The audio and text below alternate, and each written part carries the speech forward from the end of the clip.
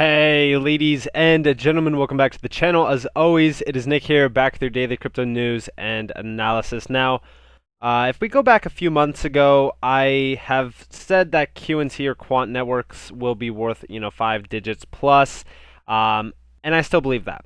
So, actually, let's talk about QNT not being worth just 5 digits. Let's talk about QNT being worth $50,000 plus. Okay, and I'm not saying that's going to happen this year, just to clarify, okay? But it will happen eventually. Why? Very simple. First off, when we talk about Bitcoin reaching these high numbers, okay, why did it get there? What is the big, case behind Bitcoin getting to these astronomical levels of price, at 65K, whatever the case may be?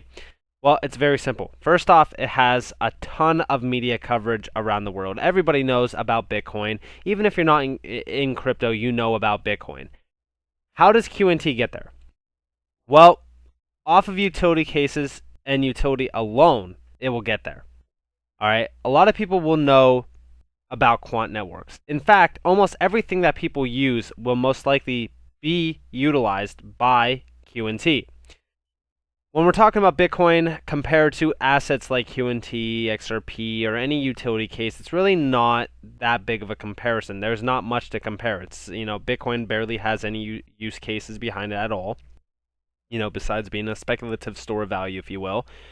And then we talk about actual use cases and utility cases behind QNT, which is connecting all of these DLT technologies together to really bring that interoperability to play for all of these utility tokens. So let's actually go to QNT. Let's actually talk about it because obviously we are up significant from our entry points. If you guys did listen to me on that video, you obviously would be up about over almost $200 already at the all-time high this year. I forgot what the all-time high actually even is, but so you'd still be up almost $300 or so if you did, buy back there and sell here, whatever the case may be. I wouldn't sell QNT at all. I mean, this is like a long-term hold for me. Why? It's very simple, right? Look at how much is in circulation. Look at the total supply. Look at the holders tab. First off, right, we have 31,826 holders. That means, all right, if we go off of the overall circulating supply, okay, and we divide that by the number of holders, every holder will only be able to hold roughly 379 QNT. Isn't that absolutely crazy? Okay, so when we talk about the supply to demand aspect, I don't think that there's going to be a lot of QNT supply out there for a lot of people to actually buy at some point in time. This is going to be a massive use case asset. When we're talking about interoperability, that is a massive use case that not a lot of assets actually have in this space. Interoperability, for what it is, a lot of people undermine it. They don't understand it. They don't care for it. But realistically, connectivity throughout all these DLT sectors, the fintech sector, that is a huge use case. And when we're talking about Quant, it should not be discarded because Quant, for what it is the biggest player in interoperability. So let's actually talk about it. Let's get into it. Overall, we're going to talk about the enterprise use cases or the enterprise grade use cases behind it. So they're talking about helping creating a secure digital future. We don't really care about that. We don't need to learn about that. We don't need to know about that at all. But they're talking about DLTs going mainstream. We already know about this. A lot of companies are basically adapting to crypto. We even see our adapt or die payments giants partner with crypto firms to ensure security. We're talking about MasterCard here. They're talking about fintech zones. They're talking about NFTs. They're talking about payments in general, transactions. Guess where all those transactions go over? They go over a DLT technology, a distributed ledger technology aspect. CBDCs, again, talking about DLTs. CBDCs will need to utilize the DLT technology to work efficiently. We've talked about that multiple times on this channel. Now, in regards to the financial sectors, in regards to how much money will actually flow throughout this entire space, if QNT is going to connect most of, or if I should say, the most popular DLT technologies together, do you know how much money will actually flow over QNT? It would be an astronomical amount because it's connecting all of these ledgers together. Now, in regards to that, right, how do we get to these major use cases or in terms of use cases, how do we get to these major price targets for QNT, right? Well, it's just the idea of fixing the problems, right? They're finding the solution for the future in regards to DLTs. DLTs are the biggest aspect here. Even if you go look at Hedera's website, why do you think universities are studying distributed ledger technology right now? Well, it's very simple. It's the future. This is going to be the future of finance, realistically speaking. Now, again, Overledger, they're talking about Overledger with DLTs. They're talking about, pretty much all this stuff in regards to DLT gateways, connecting them together. Overledger is going to be a big play here, and guess what is going to leverage it? QNT and all these distributed ledger technologies for the most part. Okay? Then they also have their solutions bringing the benefits of all DLTs together. They're talking about multi-ledger tokens. This is, DLT stablecoins from fiat funds. And this is talking about minting them, essentially. They're also talking about CBDCs. This is their example of how they will pretty much utilize a CBDC technology to really kind of, facilitate this. Now, when we're talking about this, they're talking about it's for central banks, fintechs, trading consortia, closed loop payments, marketplaces, and micropayment platforms. That's right. Read all of these again and tell me that this isn't a massive amount of money getting connected all together on one network, basically. This is huge. We're talking about end-to-end DLT access, cryptocurrency payments. This is massive. And here's that distributed ledger network that I was talking to you guys about. They're talking about Overledger for Ethereum, Ripple, Bitcoin. And at some point in time, I think that this is going to be flowing into a lot of other DLTs as well. Here is their Overledger for Oracle blockchain platforms as well, for Corda, for Hyperledger Fabric. Oh, wow. Look at all of these, right? Hyperledger Basu. Again, when we talk about Hyperledger Basu, now we also talked about, for example, Hedera Hashgraph using this technology for their new smart contracts 2.0. I don't know if they're going to be leveraging QNT at all. I think more so they don't really need QNT from a Hedera standpoint, but that's just what I pretty much understand. But overall, when we're talking about these, a lot of assets in the space that are DLT technologies are going to leverage this technology.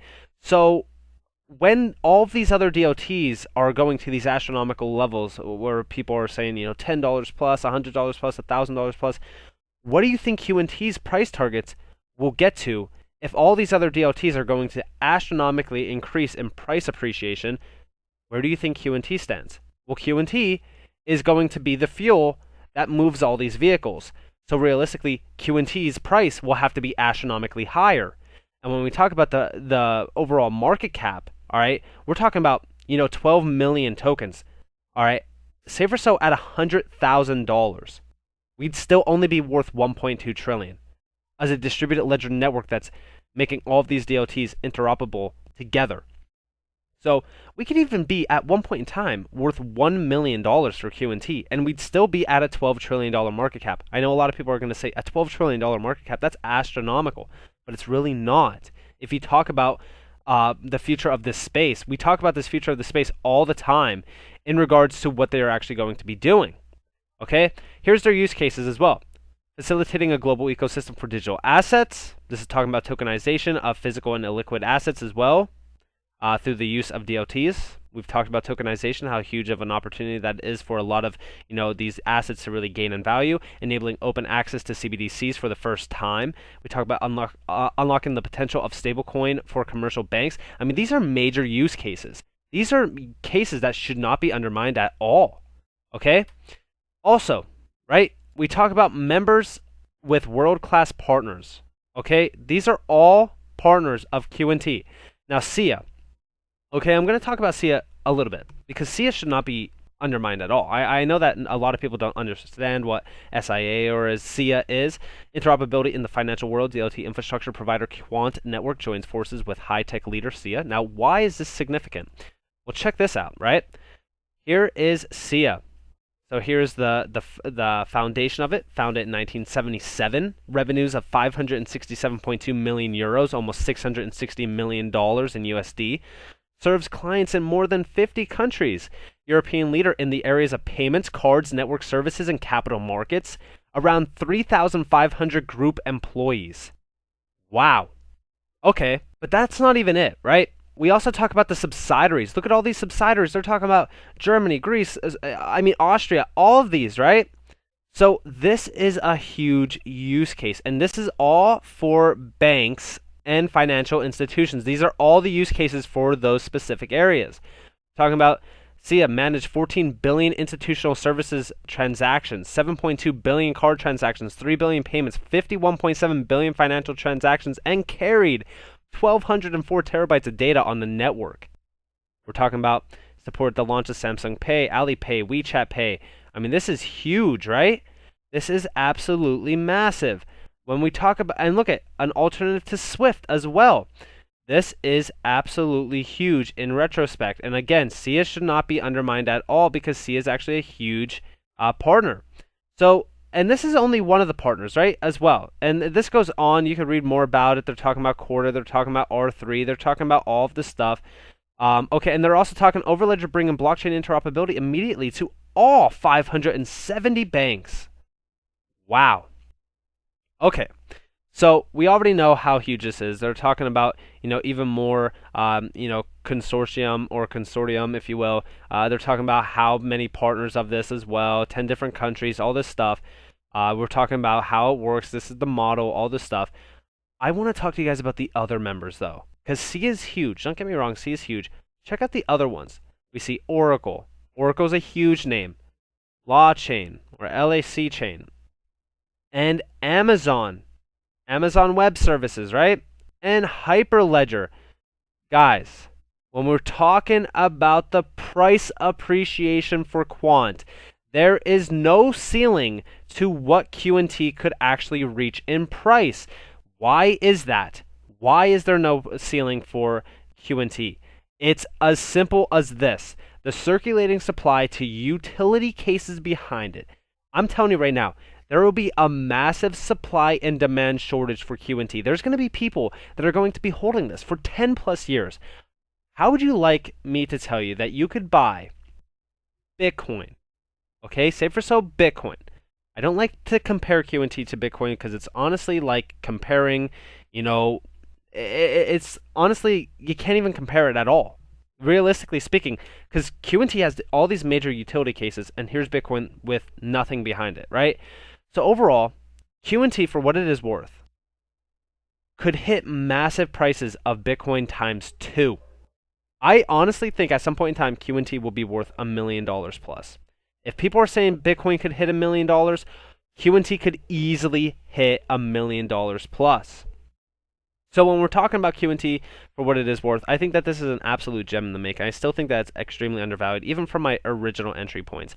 I told you guys to get in this under $50, under $40. This is a huge use case asset in this space. I think that this is a utility godfather, if you will, in this space. So if you guys haven't gotten into QNT, I at least say hold one.